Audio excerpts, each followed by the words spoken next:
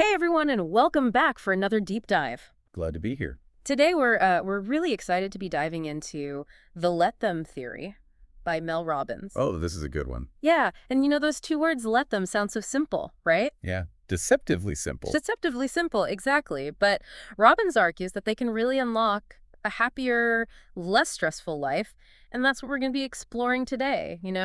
Is this just a feel-good self-help mantra, Right. or is there something deeper here, something we can actually apply to our lives? Yeah. And I think one of the things that really struck me as I was reading the book is this idea that surrendering control can actually boost your confidence. Oh, that's interesting. It seems counterintuitive at first, right? It does. But that's really where I think the magic of let them lies. Yeah, I'm really eager to unpack that more as we go. But before we get into the deeper stuff, let's start with the basics for our listeners who might not be familiar with this theory. What exactly is the core concept of "let them"? Okay, so at its heart, let them is about recognizing that we often waste so much energy Yeah. trying to control things that are ultimately outside of our control. Oh, for sure. Other people's actions, opinions, judgments. Right. It's acknowledging that you can't force someone to change or bend situations to your will. Okay, so it's about recognizing those limitations and then shifting our focus instead of resisting what we can't control. Yeah, precisely. Hmm. Robbins emphasizes redirecting that energy towards what you can control. Okay. Your actions, your responses, your mindset. So you're saying it's more about internal focus rather than trying to control external circumstances. Exactly. This reminds me of a project I was leading a while back, and I was so fixated on controlling every little detail, every decision, I've been there. and it totally backfired. The team felt stifled, creativity was stifled, the project suffered. It was a really hard lesson, the power of letting go. It's such a common trap we fall into, trying to micromanage Yeah. every aspect of our lives. And I think Robbins really hits on something when she argues that this need for control often stems from deeper fears and insecurities. Yeah, and those anxieties, they can show up in so many areas of our lives. Absolutely. Our relationships, our careers, even our self-perception. So let's dive into that a little bit. Okay. How does let them actually play out in these different areas of life? Yeah, let's start with relationships because I think that's something so many of us can relate to. Oh, for sure. The frustration of trying to change a partner or a friend. Absolutely. Okay. We've all been there, right? Oh, yeah. That constant push and pull, the feeling that if they would just do this or change, that everything would be perfect. If they would just load the dishwasher the right way, Exactly. the world would be in harmony. Robbins points out that this need to control often backfires. Right. It creates tension. It Mhm. breeds resentment.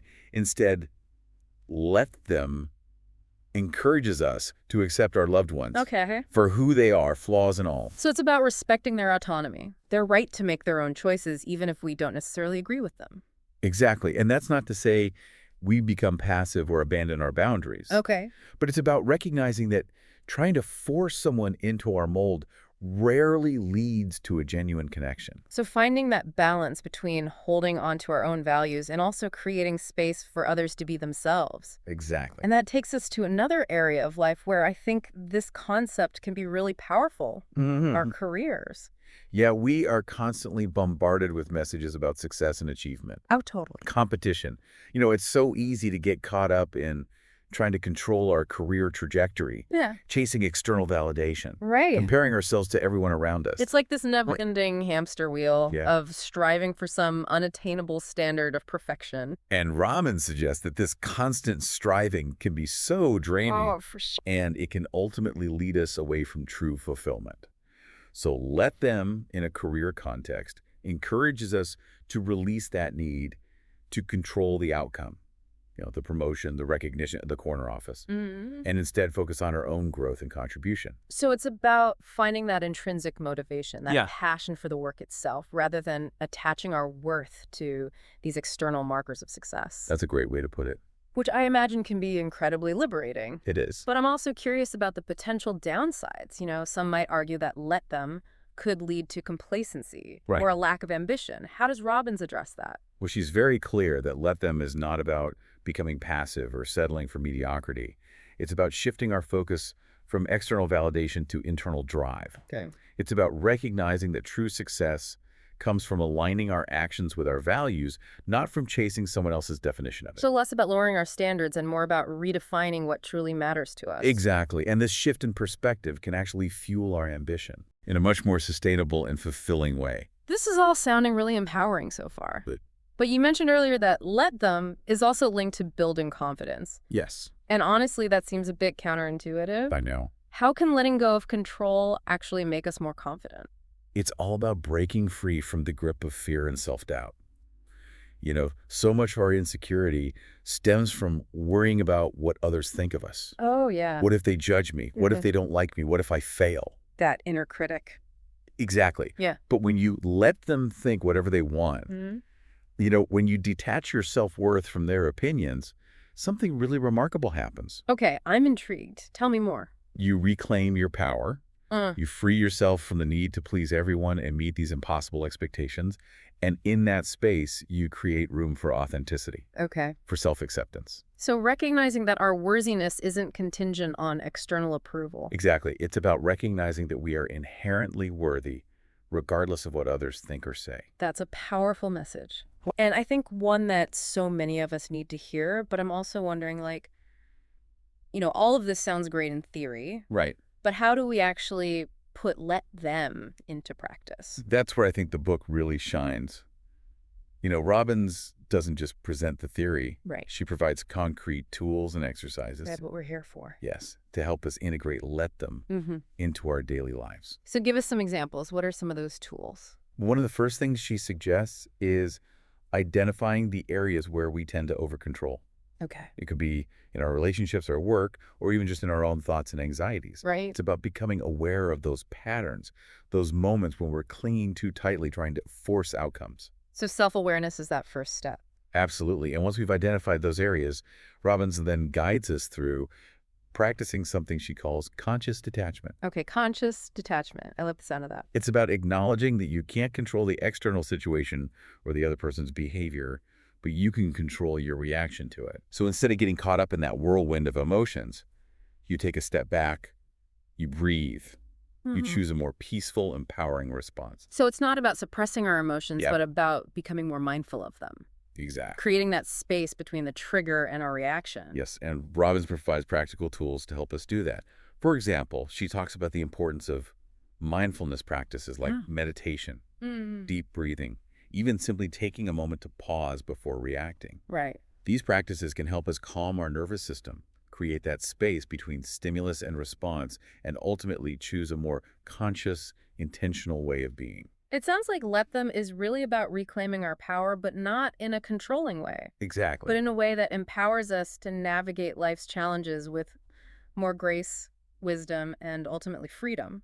You've hit the nail on the head. Okay. It's about recognizing that true freedom lies not in controlling the external world, but in mastering our internal world, our thoughts, Okay. our emotions, our responses. This has been such an insightful exploration so far. It's a good one. But before we go any further, I think it's time to pause here and give our listeners a moment to process everything we've covered. Sounds good? We'll be back after a short break to delve even deeper into the practical applications of let'em and explore how this concept can help us navigate those tricky areas of our lives where letting go feels the hardest. Welcome back to our deep dives into the let them theory. Wow. Before the break, we were talking about how practicing conscious detachment can help us create that space between a trigger and our reaction. Yeah, that pause, that space where we can really choose how we want to respond. Exactly. But it's not always easy, is it? No, not always, especially when we're dealing with, those deeply ingrained patterns of control and those anxieties that can just take over. And for a lot of people, that shows up really strongly in relationships. Ah. It's so easy to get caught up in trying to control a partner's behavior or, mold them into what we think is ideal. Oh, yeah, like we're trying to fit a square peg in a round hole. Yeah. And then we end up frustrated and resentful when it doesn't work. And the irony is that the more we try to control, Right. the more we actually push our loved ones away. So how do we apply let them in the Right. messy world of relationships? Right. Because logically it makes sense, Yeah. but emotionally it can feel so counterintuitive. One of the most powerful practices Robbins suggests is shifting our focus Okay. from what we want the other person to do Okay. to what we can do to contribute to the relationip. Okay. So instead of trying to change them, we focus on our own actions, our own communication, our own ability to show up as a loving and supportive partner. So taking responsibility for our side of the street. Exactly. And this doesn't mean we become doormats or tolerate unacceptable behavior. Right, of course. It's about setting healthy boundaries Okay. while recognizing that we can't control how the other person responds. It reminds me of that quote, you can't control the wind, but you can adjust your sails. I love that analogy. It really captures the essence of let them in relationships. Yeah, we can't control the external circumstances, Right. but we can choose how we navigate them. Yes. This also makes me think about the criticism that let them could be interpreted as just giving up Yeah. or becoming complacent, especially in situations that might require us to, assert ourselves or fight for what's right. That's an important point. And it's important to understand that let them isn't about passivity. Okay. It's about discerning when it's appropriate to speak up, to set boundaries, to take action, and when it's more beneficial to step back and allow things to unfold. So choosing our battles wisely. Exactly. And that discernment comes from a place of awareness, Okay. from understanding our own motivations and recognizing when our need for control is actually stemming from fear or insecurity. And you mentioned earlier that, let them is also grounded in scientific principles. Yes, I'm curious about that. Could you talk a little bit more about the science behind how this concept interacts with our brains? absolutely. So Robbins explores the role of our amygdala, The amygdala. which is that part of our brain that's responsible for the fight or flight response. Right. So when we perceive a threat, whether it's real or imagined, our amygdala sends out these alarm signals, Oh, wow. triggering this cascade of stress hormones. And that can really hijack our rational thinking. So that explains why we sometimes react so impulsively or emotionally Exactly. when we feel like things are spiraling out of control. Exactly. And what's fascinating is that research has shown that practices like mindfulness and conscious breathing can actually help to calm the amygdala, Oh, wow. reduce our reactivity, and allow us to respond to challenging situations from a more clear and intentional place. So it's not just a feel-good philosophy. Right. It's actually based on, the science behind our brains. It's rooted in neuroscience. Okay, so we've talked about how let them applies to relationships Yeah. and how it aligns with the brain's stress response system. Hmm. I'd love to now touch on another area where I think this concept can be incredibly transformative. Okay. Cultivating self-love and acceptance. That's a great segue because for many of us, the harshest critic we face isn't our partner, our boss, Right. or even society at large. It's that voice inside our own heads, Yeah, the inner critic. the constant chatter of self-doubt, the voice that tells us we're not good enough, smart enough, pretty enough, successful enough. It never ends. And it's those internalized judgments and expectations that can hold us back from really living fully and authentically. So let them. In this context, it's about recognizing those voices, acknowledging their presence, but choosing not to give them power. It's like saying, hey, inner critic, I hear you, but I'm not buying what you're selling anymore. You're taking back your power. It's about choosing to define yourself on your own terms, Okay. based on your own values and aspirations, Mhm. not based on the opinions or expectations of others. So recognizing that our worthiness isn't contingent on Right. external validation or achieving some arbitrary standard of perfection. Exactly. True self-love comes from accepting ourselves flaws and all, Right. and embracing our imperfections as part of what makes us unique and beautiful. This brings me to a question. How does let them address the potential for oversimplification? It's something we touched on earlier. Right. And I think it's important to delve into that a bit further. It's a valid concern. Yeah. Life is complex. Yeah. And there are certainly situations where asserting ourselves, taking control, fighting for what's right is absolutely necessary. Let them. Is not about denying those realities or advocating for a passive approach to life. So it's not a one-size-fits-all solution. Exactly. It's about discernment, Okay. about recognizing the nuances of each situation Right. and choosing the most empowering response. Mm-hmm. Sometimes that might involve speaking up, setting boundaries, taking decisive action. Other times it might involve letting go of the need to control and trusting that things will unfold as they should. So it's more of a guiding principle than a rigid set of rules. That's a great way to put it. I'm really appreciating how this conversation is highlighting the depth and nuance of let them. It's not just about relinquishing control in every situation. It's about understanding when to let go and when to step up. And that understanding comes from self-awareness. Yeah. from tuning in to our own inner wisdom Okay. and recognizing the motivations behind our actions. This has been such an insightful exploration of let them. It has. And I feel like we're just scratching the surface. I think there's so much more we could unpack here. But for now, I think it's time to wrap up this part of our deep dive. Sounds good. We'll be back after a short break to share some final thoughts and takeaways from the let them theory, and to leave you with some inspiration for incorporating this mindset into your own life. And we are back, wrapping up our deep dive into Mel Robbins' Let Them theory.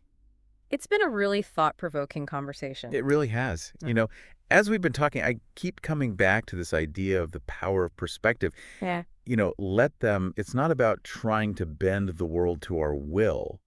It's about recognizing that true freedom lies in choosing how we perceive and respond to the world around us. Yeah, it's about recognizing that we're not victims of our circumstances. We always have a choice in how we respond. And that choice, that ability to respond rather than react, that's where we find our power. Absolutely.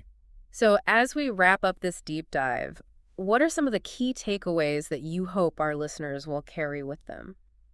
Well, I think the most important one is that let them isn't about becoming passive or suppressing our voice. It's about discernment. Okay. It's about understanding when to step back, when to let go of that need to control, and when it's necessary to speak up or take action. Choosing our battles wisely.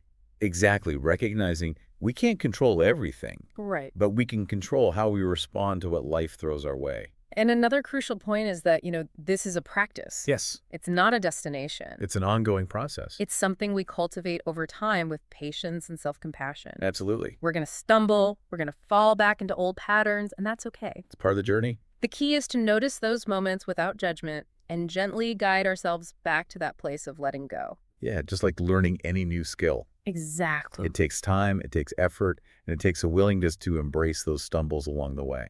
And I think the final takeaway, the one that really lies at the heart of all of this is freedom. Yes. It's about freeing ourselves from the tyranny of other people's opinions, from the weight of unrealistic expectations, from those voices in our own heads that tell us we're not good enough. It's about reclaiming our power to define ourselves. Yes. To create our own reality and to live a life that's true to our values and aspirations. Beautifully said. And it brings us back to that question we posed earlier. Mm-hmm. What area of your life could benefit from a little let them right now? What could you let go of? Maybe it's a relationship that's causing you stress, a career path that no longer feels aligned, or that inner critic that's holding you back from pursuing your dreams. Whatever it is, we encourage you to experiment with this concept. Explore it in your own life and see what unfolds when you choose to let go. Because you might just be surprised at the peace, the joy, even the success that can emerge when you simply surrender to the present moment and embrace the unknown. So to our listeners, I leave you with this. What would it look like to release the need to control? And simply allow life to unfold what possibilities might emerge when you finally let them. Thank you so much for joining us on this deep dive into the let them theory. It's been a pleasure. We hope you found it insightful and empowering, and we encourage you to keep exploring this powerful concept in your own lives. Until next time, keep diving deep, keep questioning, and keep letting go. This is The Deep Dive, signing off.